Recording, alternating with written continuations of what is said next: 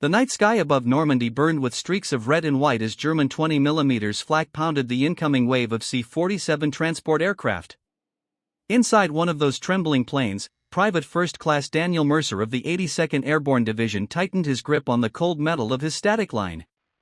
The jump light flickered from green to red as explosions rocked the fuselage, showering the paratroopers with dust from the vibrating ceiling.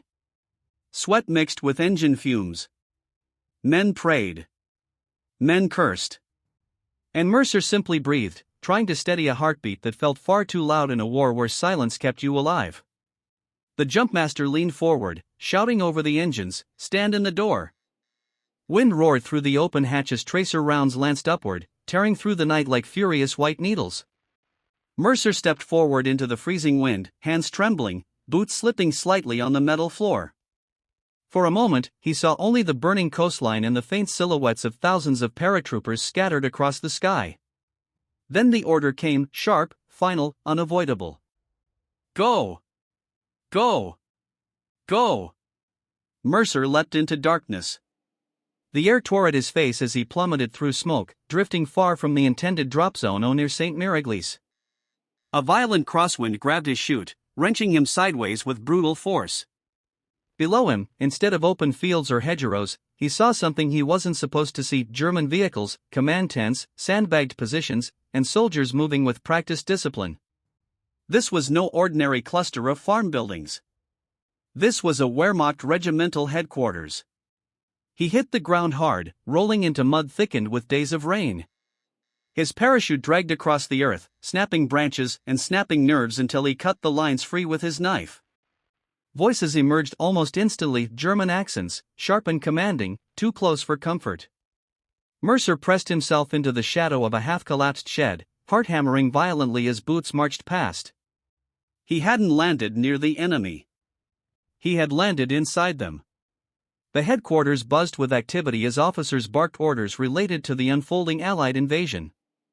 Lanterns glowed through tent walls. Maps rustled. Radios crackled. Mercer's training told him to regroup with his unit. Reality told him he wouldn't survive 30 seconds if he moved. He gripped his M1A1 carbine, the metal cold enough to bite through his gloves, and listened to the chaos tightening around him. Somewhere in the darkness, a German soldier stopped walking. He turned. He spoke quietly. And his boots began stepping directly toward Mercer's hiding place. The first encounter was seconds away. Mud clung to Mercer's sleeves as he pressed himself deeper into the shadows, breathing through clenched teeth to quiet the sound. The German soldier's boots stopped just inches from his hiding place. A lantern swung in the man's hand, casting long, jagged shadows across the ground. Mercer could see the details of the soldier's uniform: Wehrmacht field gray wool, white straps, the dull shine of an MP40 slung across his chest. One wrong breath, one misplaced sound, and Mercer's mission and life would end before it even began. The soldier muttered something, turned his head, and moved on. Mercer didn't wait. He crawled through mud and broken timber, slipping behind a stack of fuel crates. The headquarters was alive with restless energy. Officers moved between command tents, their silhouettes sharp against the lamplight. Field telephones rang. Radios buzzed with messages about troop movements near St. Miraglís. Somewhere inside this web of activity, German commanders were preparing their response to the Allied landings. Mercer's accidental arrival had placed him at the beating heart of enemy coordination. He checked his M1A1 carbine, ensuring the magazine was secure. 2 grenades hung from his belt. His knife rested against his chest. Not enough equipment for a prolonged fight. But enough, just barely enough, for survival. 2 German runners jogged toward a tent, carrying map cases under their arms. Mercer ducked low, crawling behind a vehicle half covered by a canvas tarp. The runners stopped. One lit a cigarette, the flame illuminating their faces. Young. Calm. Unaware that death crouched only feet away. They began speaking about the chaos in the skies, blaming American devils for the fires on the coast. Then one of them stepped toward Mercer's position. There was no choice. Mercer moved like a shadow, grabbing the first soldier by the mouth and pulling him behind the crates. The second turned, eyes widening, but Mercer's knife cut through the dark before a sound escaped the man's throat. Both bodies fell silently into the mud. For a moment, the only sound was Mercer's ragged breathing. Killing was part of the job. But killing this close, alone, in the center of a German headquarters, felt like clawing at death itself. Mercer dragged the bodies deeper into the shadows, wiping his blade on the soldier's coat. In the distance, a dog barked. A spotlight swept across the yard.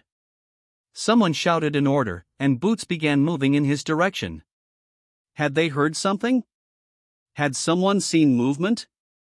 Mercer's pulse hammered as uniformed shapes emerged from between tents. A whistle blew sharply once, then twice. The search had begun. And they were coming straight toward him. The first shot shattered the fragile silence like a hammer against glass. A German patrol had spotted the smear of blood Mercer left in the mud.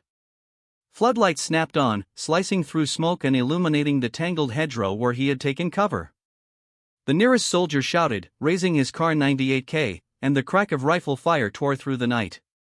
Mercer sprinted for the stone wall ahead, boots slipping on wet earth, breath burning in his chest as bullets snapped past him in violent whispers. The headquarters was now fully awake, and he was its sole target. An MG-42 opened up from the far end of the compound, its brutal 200 round per minute roar turning the hedgerow into shredded confetti. The weapon's muzzle flash strobed across the courtyard, casting ghost-like shadows of German troops advancing with machine pistols and rifles ready. Mercer slid behind the wall just as a burst of fire chewed through the stones inches from his scalp. Dirt rained down on him. He gripped his M1A1 carbine, steadied his breathing, and returned fire, short, controlled bursts that punched back against the overwhelming tide. A German corporal attempted to flank him, sprinting between tents with an MP-40 raised. Mercer fired once. The man spun and collapsed, shouting for help before falling silent. More voices rose in response, angry, coordinated, growing in number. Mercer glanced around the corner and spotted a field radio tent, its canvas glowing from lamplight. Operators scrambled inside, shouting into headsets as messages about the intruder crackled over the airwaves. If they managed to report his location, reinforcements would seal the compound and he'd never escape. He reached for one of his 2 grenades. Pulled the pin. Counted. Then lobbed it into the tent with a single fluid motion learned from endless training. The grenade exploded, tearing the structure apart in a violent bloom of fire and debris. Radio parts, wood splinters, and fragments of canvas rained across the yard. German officers dove for cover, shouting orders as smoke engulfed the compound. Using the chaos, Mercer retreated deeper between stone buildings, slipping through narrow passages barely wide enough to fit his shoulders. The air smelled of gunpowder, burning fuel, and churned earth. Every sound, distant boots, shouted commands, the metallic clatter of weapons, felt amplified in the maze-like corridors of the headquarters. He moved quickly but not blindly, scanning every corner, every doorway, every glint of metal. Somewhere behind him, a whistle shrieked, followed by the clatter of dozens of boots converging. They were tightening the net. And Mercer knew he could not outrun them forever. He needed another plan fast. Then he saw it, a cluster of officers gathering near a map table only yards ahead, unaware he was watching them. If he struck now, he could cripple their entire response. Mercer darted between 2 stone buildings, boots splashing through puddles of rainwater and spilled fuel. Smoke drifted low across the ground, clinging to his uniform as he crouched behind a stack of crates. The German headquarters was unraveling into chaos, shouted orders, slamming doors, and the grinding metallic clatter of rifles being loaded echoed across the compound. The grenade blast had triggered panic. Soldiers moved in frantic patterns, searching corners, sweeping alleyways, and firing bursts into shadows they didn't understand. To them, it felt like an entire American squad was inside their perimeter. Mercer needed that illusion to last. He crawled beneath a fence of loose boards, splinters catching on his sleeves. Beyond it, he found a row of storage sheds filled with fuel drums, wooden crates, and spare uniforms. The smell was overwhelming, a mix of diesel, sweat, and wet earth. He paused long enough to cut a field telephone line running along the wall, slicing clean through the cable with his knife. The severed wire sparked faintly in the dim light. Communications broken. Confusion deepened. Exactly what he needed. A set of footsteps approached. Mercer slipped behind a fuel drum as two German soldiers jogged past, rifles slung and helmets glistening with moisture. They argued about the explosion, one insisting it had to be sabotage, the other insisting American paratroopers were overrunning the countryside. Their fear was real. Their discipline faltering. Mercer let them pass before moving deeper into the maze of structures. He spotted a half-open tent ahead, its canvas sides flapping from the earlier shockwave. Inside, lantern light flickered over a map table covered in grease pencils, markers, and documents. A Hauptmann leaned over the layout of St. Miraglise, tracing potential counterattack routes with gloved fingers. Another officer adjusted the straps on his belt while discussing reinforcements arriving at first light. Mercer felt the weight of their conversation. If these plans were executed, hundreds of Allied paratroopers could be wiped out before sunrise. He crept closer, staying low, feeling the mud soak through the knees of his uniform. The officers' voices sharpened as they debated which units to deploy first: Grenadier Regiment 1057 or a mobile reserve station to the east. Mercer memorized every word. He could not stop a counterattack alone, but he could disrupt it long enough for the 82nd Airborne to hold the town. A burst of gunfire erupted behind him. German soldiers shouted, sweeping the area where they believed he had fled. Their search was tightening again, pushing toward his current position. Mercer tensed, gripping his M1A1 carbine, eyes fixed on the map tent. He was within striking distance. He could cripple the heart of their planning. But then he saw it, silhouettes forming around the tent and boots gathering at both entrances. A squad of German troops was moving directly toward him. Mercer pressed himself against the rough stone wall, breathing hard but silently. The German squad tightened their formation, rifles raised, boots splashing through puddles as they advanced toward his position. He had seconds, nothing more. The corridor between the two stone buildings narrowed ahead like a funnel. If they trapped him there, he would be torn apart by rifle fire. Mud clung to his knees as he crawled backward, eyes scanning the ground for anything he could use. Then he saw it, a loose wooden crate, shattered from an earlier blast. Inside lay a single steel hand grenade, a German stick grenade half buried in mud. He grabbed it, yanked the cord, and set it behind a broken timber beam angled perfectly toward the choke point. The fuse hissed. No time to think. No time to hope. He slid deeper into the corridor just as the first German soldier rushed in, shouting for his men to cover the exits. The explosion detonated with a violent thunderclap, shattering stone and engulfing the passage in smoke and dust. The blast knocked Mercer to one knee. Shards of debris rained down, clanging against helmets and ricocheting off metal crates. German screams echoed through the narrow space. Dazed but determined, Mercer lunged forward, grappling with a stunned soldier who stumbled through the smoke. They crashed into the mud, rolling, fists striking blindly. Mercer's hand found the man's MP40. He ripped it free and fired point-blank, the burst flashing bright in the choking haze. Another soldier appeared, coughing, lifting his rifle. Mercer fired again, the recoil slamming against his shoulder. Bodies fell. Smoke thickened. The corridor became a tomb of dust, broken crates, and echoing gunfire. The wall behind him groaned from structural damage. A section collapsed, sending stone fragments sliding across the ground like gravel in an avalanche. Mercer ducked beneath the falling rubble, sprinting through the settling dust as more Germans approached from the opposite end. They shouted frantically, some giving orders, others yelling warnings about an intruder capable of devastating their headquarters alone. Their voices cracked with fear, disbelief, and anger. Mercer used their confusion.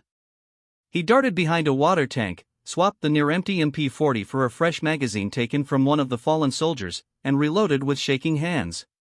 His heartbeat thundered. Every breath tasted like smoke and dirt. But retreat wasn't an option, not with the counterattack still forming elsewhere in the compound. Boots thundered closer. A German sergeant barked commands, pushing his men forward. Mercer peeked around the corner. A full squad, 8 soldiers, moved in formation, rifles raised, scanning the ruins. Too many to fight head-on. too many to outrun. Then he saw it, a fuel truck parked behind them, its canvas torn, barrels stacked loosely in the back. A single well-placed shot could ignite the entire mass. Could buy him space. Could change the fight. Mercer steadied his weapon and squeezed the trigger. The fuel truck went up like a rolling thunderstorm. Mercer's shot punched through the canvas, striking a barrel, and in the next heartbeat a fireball erupted, swallowing the rear of the German formation in blinding white heat. The explosion hurled soldiers off their feet, tore apart crates, and sent flaming debris spinning through the air. Smoke billowed skyward, thick and oily, coating the compound in darkness. Mercer didn't wait to watch it bloom, he used the chaos, sprinting toward the central command area with his MP-40 held tight against his chest. German officers burst from tents, shouting over the ringing in their ears. Some grabbed rifles. Others clutched maps. Orders flew in every direction, panicked and overlapping. The carefully organized counterattack that was supposed to unfold at dawn was falling apart under the weight of one unseen American paratrooper. Mercer ducked behind a shattered wagon, ripping open a leather map case he had taken from a fallen runner earlier. Inside were diagrams of troop movements and a timetable for the 0700 hours counteroffensive toward St. Miraglís. He shoved the papers into his jacket, proof, intelligence, and purpose all at once. Tracer rounds sliced overhead, forcing him lower. A cluster of German officers regrouped near a canvas-roofed command tent, desperately trying to restore order. Mercer knew these were the men directing the entire response to the Allied landings. Without them, the headquarters would collapse into confusion. He rolled from cover, raised the MP-40, and unleashed a burst. Officers scattered. One fell across the table, smearing pencil markings with his blood. Another dove behind sandbags, shouting for machine gun support. The MG-42's reply came instantly, an unmistakable metallic scream ripping through sandbags and sending fountains of earth skyward. Mercer ducked behind the command truck, feeling the rounds punch holes through the metal inches above his head. The air trembled with the weapon's fury. Smoke from the fuel blast swirled around him, stinging his eyes. His lungs burned. His legs quivered from exhaustion. But he forced himself onward, crawling beneath the truck as bullets ricocheted off its frame like hammer blows. On the far side, two German soldiers rushed toward him, bayonets fixed. Mercer rolled out, firing instinctively. Both men fell, mud splashing around their bodies. He grabbed one of their Kar 98K rifles, its weight familiar, solid, and checked the chamber. A clean rifle could mean survival. He slung it across his back, keeping the MP-40 ready for close combat. A sharp whistle pierced the smoke. More boots thundered toward the command area. Mercer peered from behind a collapsed pole and saw a new line of soldiers forming, fresh reinforcements from the eastern section of the compound.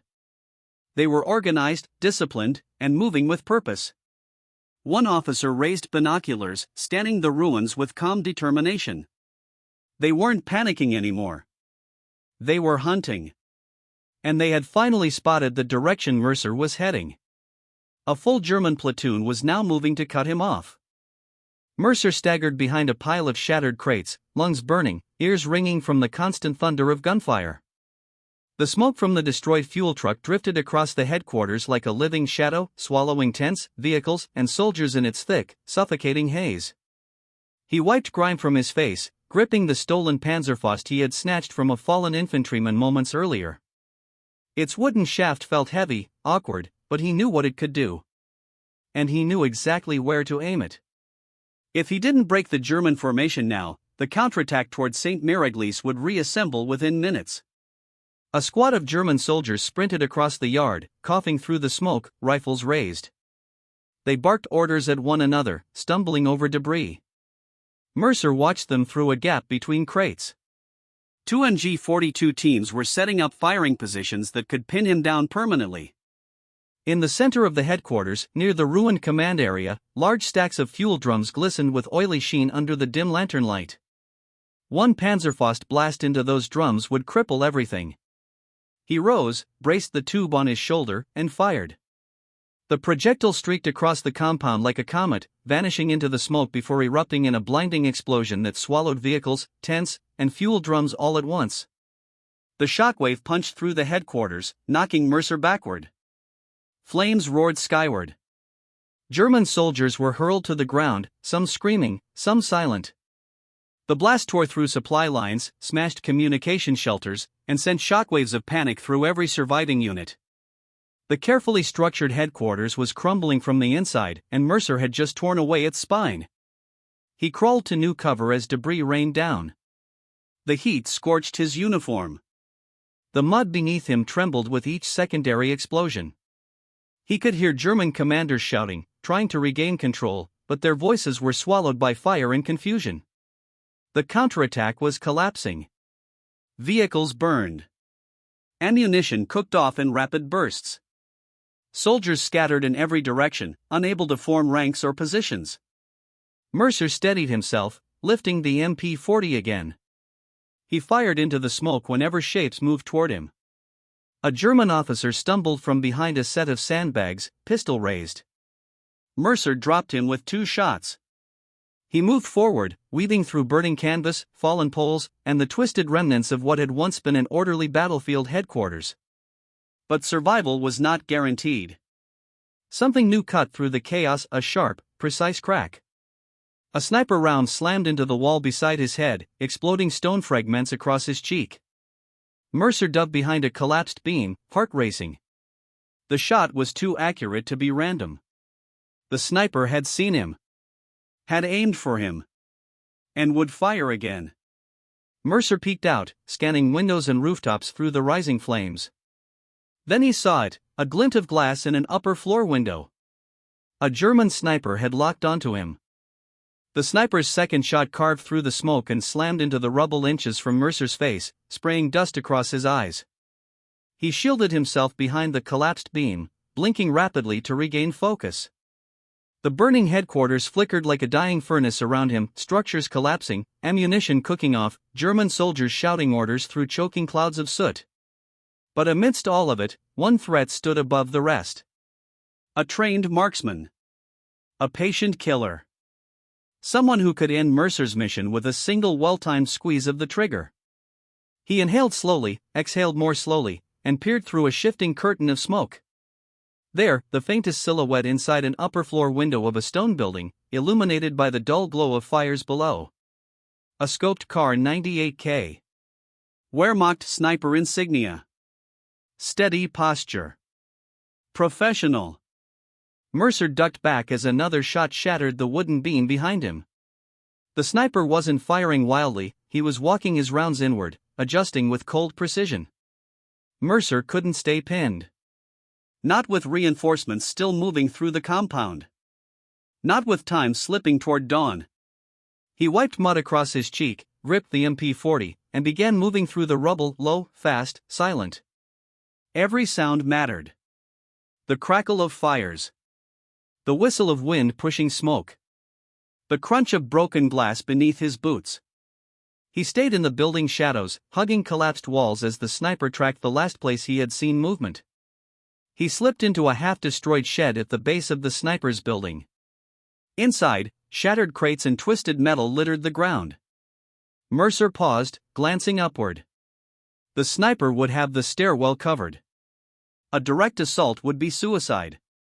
But the fire eating through the lower floors had weakened the structure. He spotted a collapsed interior beam leaning against a broken window frame and improvised ramp. Dangerous, unstable, but it gave him a chance to flank the shooter.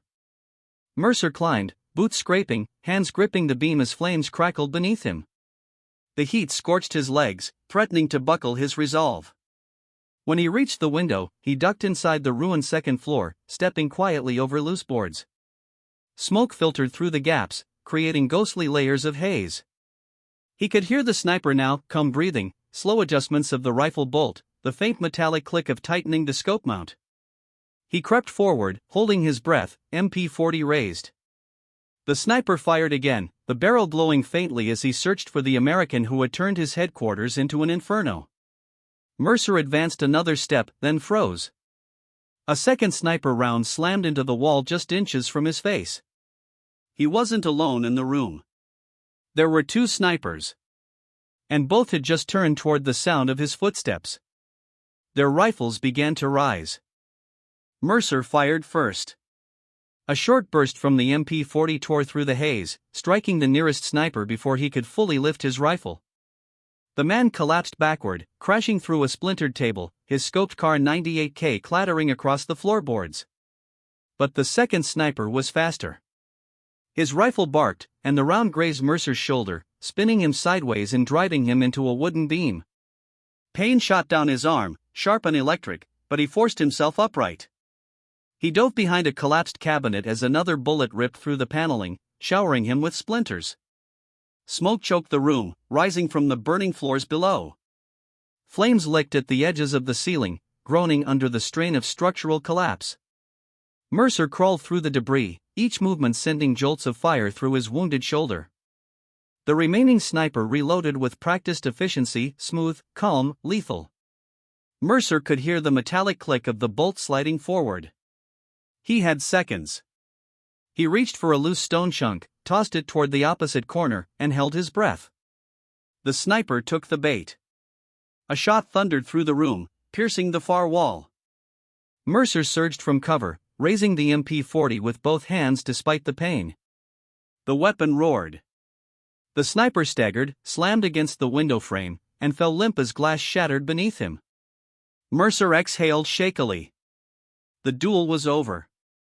The room fell still except for the crackle of fire and the distant rumble of engines moving through the compound.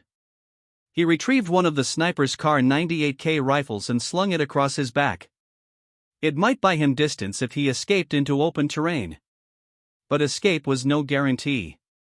The building trembled as flames consumed its support beams. Mercer sprinted for the stairwell, coughing as thick smoke smothered the corridor. Halfway down, the stairs collapsed behind him in a cascade of burning wood. He leapt the last few feet, landing hard in a hallway filled with drifting ash. Outside, the world was chaos.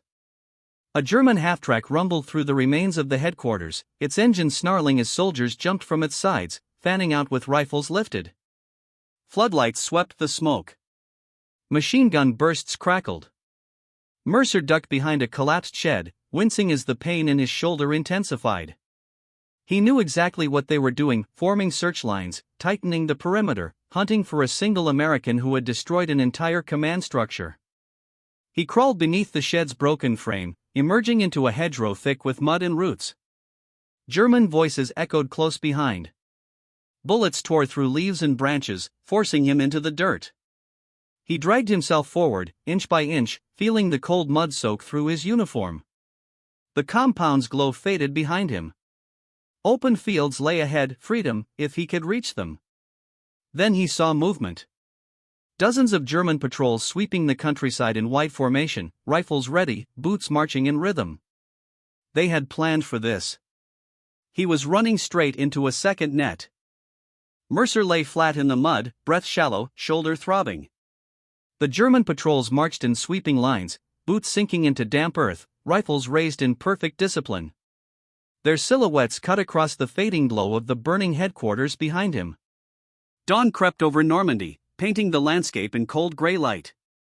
Mercer wiped soot from his face, pushed himself forward, and crawled deeper into the hedgerow. Each movement sent waves of pain through his body, but stopping meant death. He clutched the Kar 98K he'd taken from the sniper, its long range might be his only advantage now. He moved carefully, listening to the rhythm of German boots. Whenever they paused, he froze. Whenever they spoke, he ducked lower. Mud soaked through his uniform, and sweat and smoke stung his eyes. After nearly an hour of agonizing progress, the patrol lines thinned. The fields beyond opened like a lifeline. Mercer spotted a gap, a narrow corridor between two search groups. If he timed it perfectly, he could slip through. If he misjudged even by a second, they would cut him down before he took 10 steps. He waited. Counted their footfalls. Measured the distance. Then he bolted from the hedgerow, sprinting across open ground with every ounce of strength he had left. Shouts erupted behind him. A rifle cracked. Dirt exploded near his boots. Another shot tore through his sleeve. Mercer dove into a ditch, rolled, and scrambled into the tall grass. His lungs burned. His legs shook. But he kept moving, crawling toward a distant line of trees. Minutes later, he heard voices, English voices. He froze, listening. 82 ND. Keep moving. Watch the fields. Relief washed over him so intensely he nearly collapsed. He rose from the grass, waving one trembling hand. American paratroopers, scattered elements of the 82nd Airborne Division, emerged from the treeline, rifles leveled until they recognized the uniform. One sergeant jogged forward, grabbing Mercer by the arm, steadying him. The man stared at Mercer's smoke-blackened face and torn gear. "Christ, you look like you crawled out of hell." Mercer managed a broken laugh. "Close enough." They escorted him into the woods, where a small group of paratroopers had established a temporary rally point. Maps lay unfolded on the ground. Weapons were cleaned. Wounded men rested against trees. Officers listened as Mercer relayed everything: the destroyed headquarters, the shattered counterattack plans, the documents he carried. Their expressions shifted from disbelief to awe. His accidental landing had dismantled an entire German command structure alone, behind enemy lines, in the dark. But even as they spoke, distant artillery thunder rolled across Normandy. The war was far from finished. The battle for St. Miraglès was only beginning. Mercer tightened his grip on the Kar 98K, feeling its weight settle into his palm. He wasn't done, not yet. A runner burst through the trees, breathless. Enemy armor sighted, heading straight for us. And once again, Mercer prepared to fight.